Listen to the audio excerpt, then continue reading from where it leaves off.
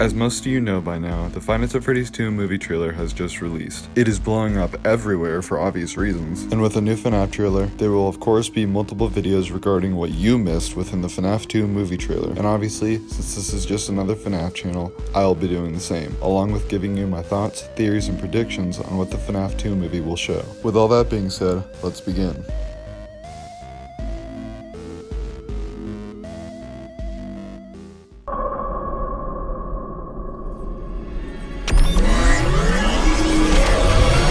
Welcome back. Are you ready to start the show? Count with me now. 5, 4, 3. They're out there, Mike. 2. Where? 1. Everywhere.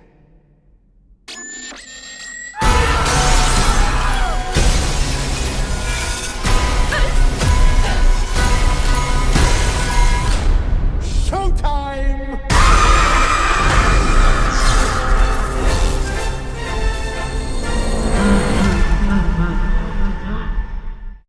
One of the first things you're going to notice is the endoskeleton lying on the ground. And if you're really good with FNAF history, you would know that this endoskeleton is not from the first game. This is from the second. Obviously, this movie is about the second game, so it'd be weird if we didn't see it, but it's something interesting to point out. Another reason why I point this out is while I was watching Johnny Blox's video on the trailer this morning, he said something pretty interesting, going over what this entire scene may be. So this endo looks spot on. You can see it is Mangle waking up. Their eyes are glowing. Where exactly they're waking up at, I'd assume Kids Cove inside the pizzeria. So I'd assume this is Mangle waking up as someone enters the FNAF 2 pizzeria for the first time. Although I do like theorizing what scenes may be within trailers, I do think it's a bit of a long shot to say what this entire scene may be or what these multiple scenes may be, because again, 45-second teaser trailer, multiple 1-second clips, there isn't really much to go off of. Now keep in mind, we will be going back to that video within this video because Johnny says a lot of interesting things. Also, something you hear at the very beginning of the trailer is this. Welcome back. Are you ready to start the show?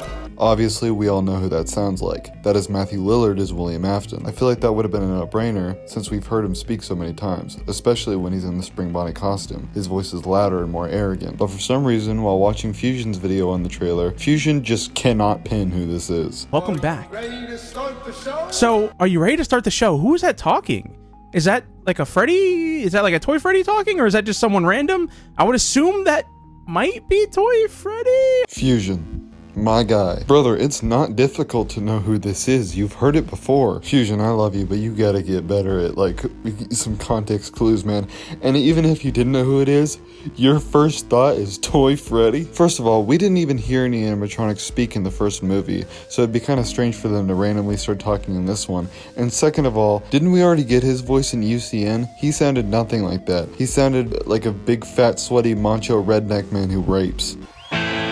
Regardless, it doesn't matter. I just wanted to point that out because I just thought it was goofy. Another thing that I was really happy to see in this trailer was a shot of Balloon Boy. Obviously not because of Balloon Boy, we already knew who was going to be in here, nobody gives a shit about him. But of what's behind Balloon Boy. This is arguably the coolest shot in the entire trailer for one reason only. Brighten up the image. What does that look like behind him? That is the FNAF 2 office, shown by the giant vents in the walls and the monitors in the corner that he's standing in. Now with this not being as bright as the original game, showing more browns and grays than blues and greens, it reminded me of something that I have not thought of in almost 10 years. And I swear, if you know about this, you are the coolest person on the planet. Back in the early, and I mean early, days of Five Nights at Freddy's 2, there was a mod on the game Left 4 Dead where you could download a scummy recreation of the Five Nights at Freddy's 2 map and hunt down zombies. And the only people I ever remember playing it was a channel called Venturian Tale.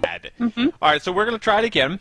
Let me get a weapon, let me get a weapon, We let got me a get a comment weapon. from Dominic Vinzen, and he says, play this again and try to survive.